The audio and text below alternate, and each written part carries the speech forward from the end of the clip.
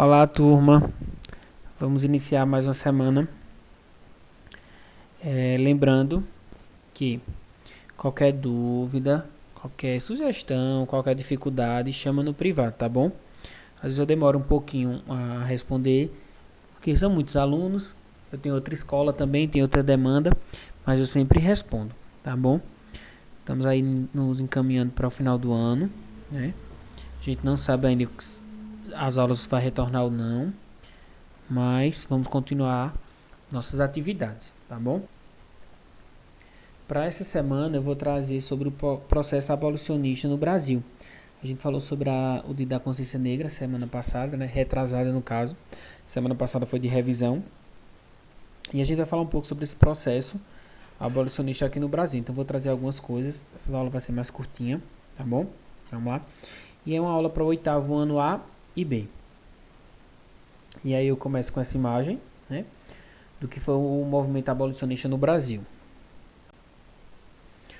O movimento abolicionista cresceu no Brasil a partir da década de 1870 e mobilizou diferentes grupos da sociedade brasileira em defesa da abolição da escravidão. A abolição da escravatura aconteceu no Brasil em 13 de maio de 1888. Foi uma conquista tardia, né? Por quê? Porque foi o último país do continente americano que conseguiu a abolição. Uma das demonstrações do conservadorismo das elites brasileiras. A aprovação da Lei Áurea, por sua vez, foi o resultado do envolvimento popular com a causa da abolição, ao longo das décadas de 1870 e 1880. O movimento abolicionista cresceu e pressionou o império para que a escravidão fosse abolida no país. O abolicionismo. Com a aprovação da Lei Áurea, foi uma conquista popular, fruto do crescimento que o movimento abolicionista teve na segunda metade do século XIX. O movimento abolicionista no Brasil agrupou pessoas de diferentes classes sociais, que agiam de diversas maneiras na luta pela abolição da escravatura. Incluída no movimento abolicionista não está apenas a ação da parcela livre da sociedade, mas também da resistência dos escravos, né? Os escravos mostraram que ao longo também dessa escravidão existiu bastante resistência, né? Um exemplo disso foi os quilombos, que a gente vai falar um pouco mais à frente. O movimento abolicionista cresceu de maneira notável a partir da década de 1870, que eu já falei, e nesse período uma série de associações abolicionistas surgiu em diferentes partes do país. A ação deste grupo era diversa e o crescimento do debate abolicionista alcançou a política, apesar da grande resistência existente contra a abolição, principalmente da elite brasileira, que não queria perder essa mão de obra tão barata, né? De início na cana-de-açúcar e depois nos cafezais. Então, ir de contra a abolição era perder esse privilégio dessa mão de obra tão barata. Era que praticamente era só a comida.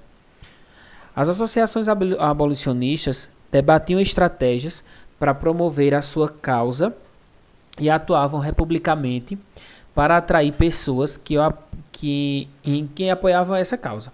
Entre as personalidades de destaque que atuaram pelo fim da escravidão no Brasil, a gente tem alguns aqui, né? André Rebouças, Luiz Gama, José do Patrocínio e Joaquim Nabuco. Castro Alves, a gente tem outros. Esses primeiros nomes, André Rebouças, Luiz Gama, José do Patrocínio e Joaquim Nabuco, vai fazer parte da nossa atividade da semana, que eu vou falar lá no final, ok? Essa resistência dos escravos que a gente falou. O movimento abolicionista não se fez apenas pela ação das pessoas livres, mas contou com a atuação fundamental dos escravos, que resistia à escravidão de diversas maneiras. Esses muitas vezes eram incentivados a fugir, mas, na maioria dos casos, as fugas aconteciam porque os escravos percebiam o crescimento do movimento e sentiam-se encorajados para tanto. Então, com as notícias que os quilombos estavam fortes, era um motivo de esperança para que esses escravos conseguissem fugir, né?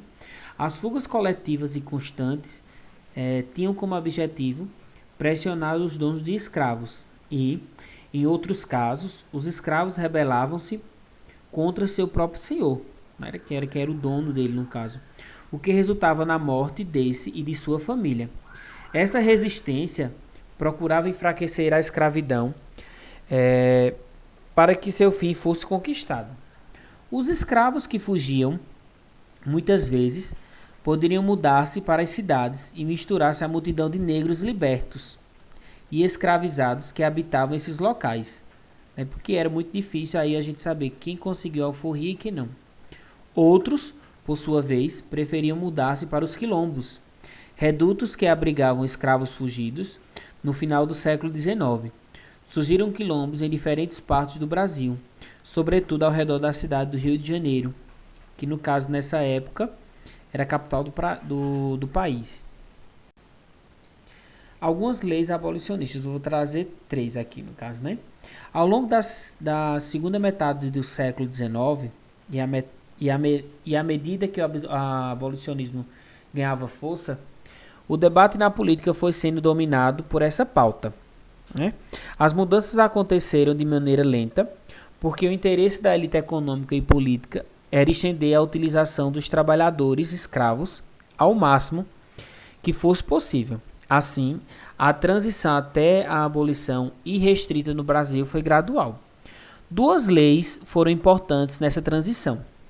A Lei do Ventre Livre, de 1871, e a Lei dos Sexagenários, de 1885.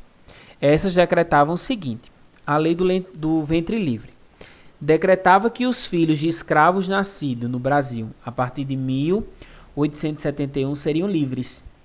Os senhores de escravos poderiam aproveitar a mão de obra desse até os 21 anos e então deveriam conceder sua liberdade, sem nenhuma indenização. Se preferissem, poderiam conceder a liberdade desses aos 8 anos e por isso receberiam 6.000 réis de indenização. As leis dos sexagenários decretavam que todo escravo com mais de 60 anos seria alforriado, depois de trabalhar por mais de 3 anos como indenização de sua alforria. E aí eu começo com o questionamento: depois de 60 anos, o escravo ia trabalhar em quê para sobreviver? Pensem nisso. A abolição da escravatura. Ao longo da década de 1880, à medida que o abolicionismo ganhava força, a situação saiu do controle do Império. O Brasil era o único país da América ainda a utilizar trabalhadores escravos. As fugas de escravos eram tão volumosas que ameaçavam a ordem interna do país. Então era um movimento que estava em constante crescimento. As instituições, como polícia e o exército, recusavam-se a procurar escravos fugidos. E a pressão popular era muito forte, né? Encurralados, restou ao Império decretar a abolição da escravatura, que aconteceu oficialmente no dia 13 de maio de 1888, com a assinatura da Lei Áurea. O grande temor do Império e de personalidades influentes na época era que o debate pela abolição resultasse em guerra civil, assim como havia ocorrido nos Estados Unidos. Para evitar isso, a solução era promover a abolição logo antes que tivesse todo esse movimento contra a coroa, contra o Império. Líderes do movimento. O movimento abolicionista contou com o envolvimento de inúmeras personalidades importantes no século XIX. Não chegou a ter um único líder, mas contou com o envolvimento e liderança de diversas pessoas no Brasil. Entre os nomes em destaque temos Luiz Gama, Joaquim Nabuco e José do Patrocínio. Luiz Gama foi vendido como escravo pelo próprio pai. Após conquistar sua liberdade, tornou-se jornalista, advogado sem formação. É considerado atualmente patrono da abolição da escravidão no Brasil. Joaquim Nabuco tentou conquistar o apoio dos abolicionistas europeus em prol de causas brasileiras e era defensor da realização da abolição irrestrita e acompanhada da reforma agrária para distribuir terras para os libertos. Joaquim Nabuco, inclusive, é pernambucano.